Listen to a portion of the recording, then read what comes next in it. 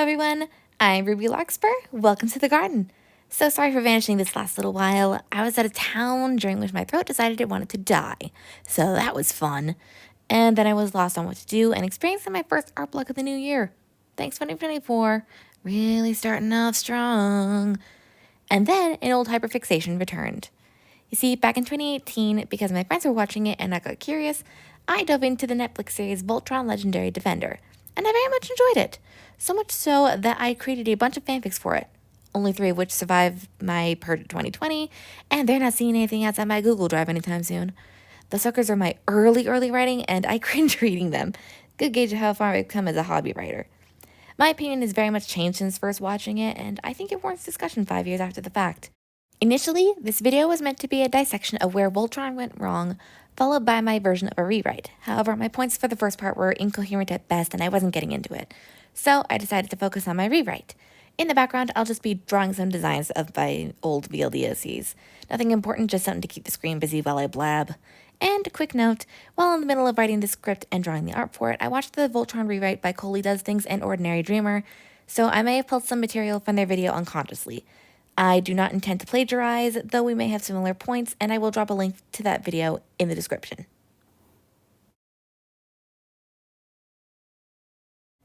So, how would I write Voltron? If I was in charge and had no limitations, how would I make this series go? Well, here's some ideas. Step 1.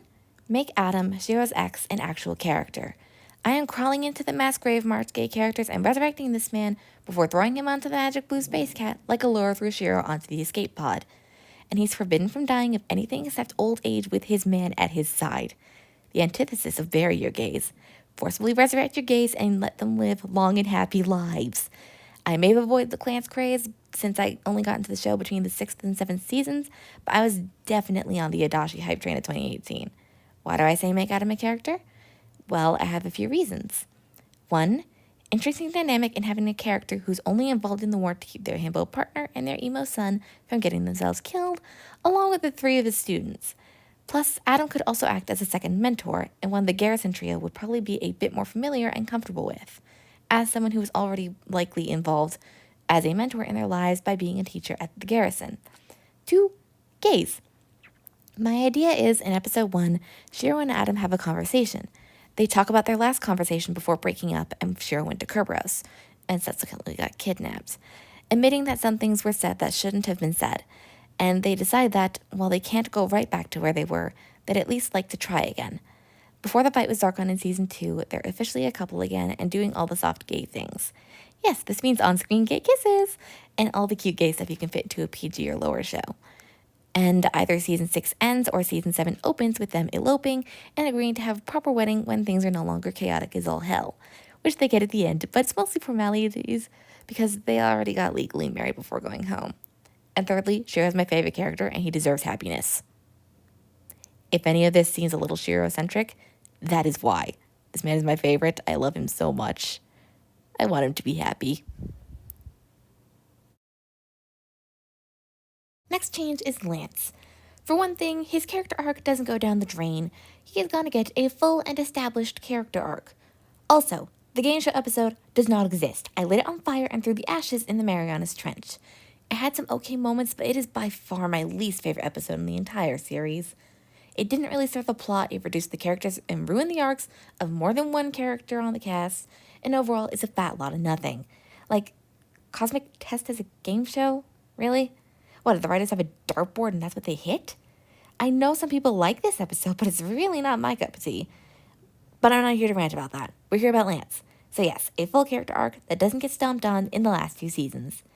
Secondly, I am establishing this boy as a certified bisexual. He is gonna flirt with both female and male-coded and presenting aliens, maybe even some MBs. Heck, maybe even flirt with Pidge a little before and after the reveal she's a girl. Mostly jokingly, but maybe it becomes something more. And I say we make him openly bilingual. Let him speak Spanish at times, he deserves it. Plus, bilingual characters are really interesting to write, and we should do it more with non-spy and non-alien characters, because that's kind of a given that they're bilingual. Just saying. If you're curious about his arc, it's the same as canon, self-confidence and coming into his own as a person and becoming more than the cocky ladies' man.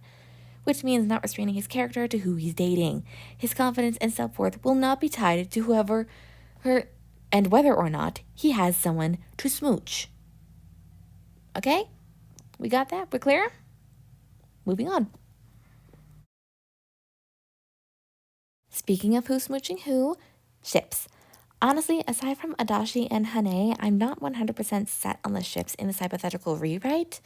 Even the ships the OCs I'm drawing are based on were just ones I saw some super cute fan art and fanfics for and decided to make my own kids for.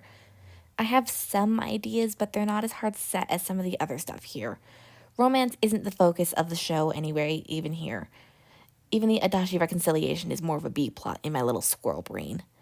Maybe I'd make Keith Arrow ace. Maybe Lance tries to flirt and Keith gets annoyed. Eventually, he admits he doesn't get why Lance flirts so much and that he doesn't feel love in that specific capacity. Sure, he has brotherly affection for Shiro and Adam, keyword brotherly, but he can't recall feeling romantic love around the time any of his classmates started dating, or really at any point. You see how easy it is to do A or ace showrunners? It's so easy to explicitly state a character doesn't feel romantic or sexual attraction. Just make them say it. Maybe you feel the need to do it a certain way, but you can still do it. Again, it's not set in stone. This is just me rolling with a hyperfixation from 5 years ago that popped up a few weeks ago. And I'm rolling with it, I'm working with it, and just spitballing. Who knows? I might elaborate on it at some point. But for now, just I am spitballing. And next up, Lotor. Will I redeem him or will I just kill him off? If we change his backstory so he isn't turning Altanes into quintessence batteries, then he could probably get a second chance. But I definitely draw the line at using people as sentient batteries. The quintessence field, like his parents, made him a little cuckoo for Cocoa Puffs, but Allura could probably heal him with her alchemy, like do some alchemical healing or purify the corruption of the quintessence field. But then he decides to go on his own, partially out of respect for Voltron and Allura after what he did and any damage he may have caused psychologically, physically, or emotionally, and also to find Onerva and see if they can find a way to stop her for good. There's the occasional scene of someone on Team Voltron talking to Lotor and getting updates until he reunites with them, probably on Earth. This also gives him the backing of the Galra Empire, aside from the rogue cells like Sendak against the final boss. Whether that is Onerva or the Rift entity, I haven't decided. At this point, it could go either way. And then I'm eliminating Operation Couronne. It didn't really serve a narrative purpose, so I see no point in it, especially because Shiro going Winter Soldier was set up all the way back in Season 1. When it was OG Shiro. That was a bit of a Chekhov's gun. Seriously, I called it all the way back in Season 1 on my first watch, and I was so excited when it turned out to be right. But that Shiro being a clone kind of takes the impact away when you think about it. It's less impactful when it's revealed Couronne seemed to have made specifically to infiltrate Voltron and give Hagar an in to take him out. Sure, he had Shiro's memories and was very close to the real deal, but that was only to subvert suspicion. It was programmed in. So when you know that he was programmed to be able to infiltrate Voltron, it really takes the impact of him going kill crazy on them away. So Shiro still disappears for a minute, but he doesn't die. I think I'll go with the idea of Black teleporting him while Zarkon is still fighting for control. Either way, Shiro later finds his way back, but something's off. It slowly builds up across the seasons until Hagar takes control, and then that whole thing happens until someone slices off the prosthetic and someone else bonks him on the head to be sure that they get the Hagar virus out. We don't need that here. Once it's over, it's probably Keith or Adam that does the slicing and bonking. Or maybe even have Lance shoot the arm. Maybe have Pidge tase Shiro. Hell, have them all work together to save their friend / team leader / space dad. And honestly, I'd also love to add some moments of Shiro trying to fight the mind control until his prosthetic gets taken off. Pulling his punches, kinda literally, and or telling everyone to get back so he's less likely to cause harm to them. Immediately after that is when he and Adam are like, okay, let's get married before some other intergalactic BS causes another issue for us or kills us. Meanwhile, Pidge, Kran, and Allura make a new arm for Shiro. One that won't be able to hijack his brain and make him go kill crazy. Again, energy we don't need after that debacle. And another thing, and was something a friend of mine brought up back in 2018, was consequences. Namely, Voltron either didn't act like they existed or handled it so poorly that it was obviously a last-second decision to add to it. Yeah, I'm looking at that monster we saw in Season 5 and didn't hear anything about again until Season 8. Just saying. And that is only one example. One such thing to be covered is Allura and her alchemy, aka her plot convenience magic. There's gotta be limits and consequences to her power here, such as using more alchemy for more complex things incapacitates her for longer, which is brought up if/when she becomes a paladin in the wake of Shira disappearing. Because if she gets incapacitated, that could cause some problems, especially when they have no clue where Shiro is, and their only other candidates for pilots, Adam and Karan, likely don't have any bond to a lion. So Allura has to be careful in how she uses her alchemical abilities. Unless she manages to absorb a magical, alchemical, or quintessence attack, like her fight against Hagar, she has to rely on her own energy reserves and be aware of her limits. An idea that popped into my head while I was writing this actually includes Lotor either passing the trial on Orion or having alchemical powers of his own. After all, his mother was an alchemist. So Allura has some powers and Lotor has others, and they can work together to improve their efficiency without diving into Mary Sue plot convenience. I'm not calling Allura a Mary Sue, I'm just saying her power has a lot of plot armor and plot convenience. Another thing about consequences is characters dealing with their trauma. Lance has to process the fact that, if not for Allura and her healing, he would be dead. Keith recovering from his abandonment issues, especially when around Krolia when they eventually meet. Shiro dealing with both his messed up memories and the trauma from what memories he does have of his time with the Galra, plus any of the trauma that's bound to come from Hagar taking control and making him hurt the team against his will. Yeah, consequences are important and can even make good story beats. Lance and Allura talking about her reviving him, including Lance thanking Allura and giving her a big hug to show his thanks. Karan fussing over Allura after she drains herself from going too far with her alchemy and scolding her for pushing herself so much. Shiro self-isolating a bit after the mind hijacking, followed by the team all coming to see him and assuring him they don't blame him. See the amount of good, wholesome food we can get? So much good stuff. So much wasted potential.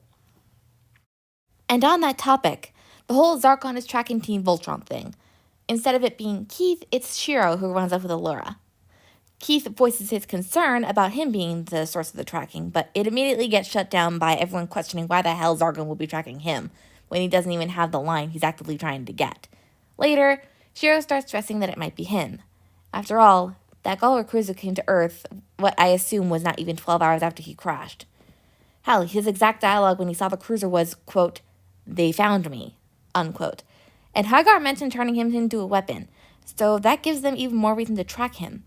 So that episode has Shiro in Keith's place, and this could lead to an interesting conversation between Keith and Shiro and Allura about the Galra, specifically Allura's hatred towards them. The two talk. Allura asks Shiro why he trusts Ulaz so much when the Galra took his arm and forced their tech onto him. Shiro responds that Ulaz wasn't the one to take the arm and also aided in his escape. That if it weren't for Ulaz, he'd likely be imprisoned, or worse. Either way, he never would have gotten home without Ulaz's help. Allura is still reluctant to trust Ulaz or any of the Blade, but it does give her a bit of a different perspective on things that she could consider in the future. And those are the main consequence points I have right now. Another thing is the paladin arrangement. First of all, they're gonna wear the correct damn armor. I don't care how much Magic Space Cat musical chairs happens, they're gonna wear the right color, or I might go insane. So obviously, there's gonna be this situation in Season 3 of Keith taking on the role of Black Paladin while Shiro's missing. Thus, Lance takes red and Allura takes blue. But what about after Shiro gets back? At first, the Black Lion doesn't respond to Shiro after he gets back from his shenaniganry after he disappeared. She can tell something's wrong and doesn't want to risk her paladin or the other paladins getting hurt if whatever's wrong escalates. But eventually Keith steps back, whether to try and focus on work with the Blade of Marmora or because he just doesn't really want to have the responsibility of being Black Paladin on his shoulders. It's up for debate. I'm not sure how the lineup would look in the end. I actually was playing with the idea of Allura eventually developing a connection to all 5 lions, with Blue being her Voltron Basics 101 sort of thing. Her intro to piloting the Magic Space Cats, of course, if you will. So that could lead to Allura acting as a backup if one paladin gets incapacitated. She can take over and fly from there. And the Earth arc. Honestly, another problem with Voltron was the oversaturation of characters, especially background characters getting excessive focus when they're background characters, as in they need to be part of the background. We have Rommel, the Space Wolf, Cosmo, Crolia, the MFE pilots, multiple Garrison personnel, including Veronica and Curtis, Lance's sister and Ashiro's future husband in canon. That one admiral no one liked and actively endangered the planet by selling out Voltron. You know the drill. Too many characters. So I would either entirely cut or greatly reduce the presence of most of these characters. Corlia would stick around. Keith should have his mom. Heck, I might be hinting at her earlier in the show, showing a blade in the background stealing glances at Keith and seems nervous to interact with him anytime they're in a room. Because seeing your kid, who you left behind to fight in a space war and not get him involved, being involved in the space war would probably worry most reasonable parents. And Corlia doesn't know Keith's exact feelings regarding her leaving him and his dad.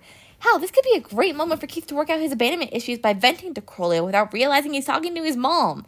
And then it's revealed later that she is his mom, and they've had a chance to bond beforehand. But I also might send her back to the Blade of Marmor before the Paladins head for Earth. Again, character saturation. Rommel will probably be cut entirely or be a background character, especially if we were to cut the Lotor uses Zoltanes as quintessence batteries plot twist. Now, the colony might still exist. Lotor might still have founded it, but it's a genuine effort to preserve Altean culture and protect the remaining Alteans from being hunted down and wiped out after Altea was destroyed. Then he tells Allura, after recovering from the quintessence insanity, of course, and then that could be his primary mission while searching for Onerva. Get to the Alteans, hopefully before his mom does, and bring them to the Coalition with the promise the universe is safer for them to come out of hiding. Sanda's gone. She has no real importance, and really she was honestly there to be a thorn in the main cast side, basically hand over to Sendak and die. So she's just going to be cut entirely, and she won't be replaced. The garrison has heard about the Gaul from Sandholt, and they know how dangerous they are. Why would they turn Earth over to them? And if someone did try, I'd imagine at least 3 people would dogpile them in an instant. Other characters are for debate, but that is what my little squirrel brain has right now. And also, the lead up to returning to Earth was too long. We had that damn game show episode, we had a time jump, and we had that one episode where the Paladins were stranded in space for F knows how long. We could have cut this in half. So my plan for Season 7 means compressing the journey to Earth. The first episode is the last bit of recuperation after Shiro got Winter Soldiered.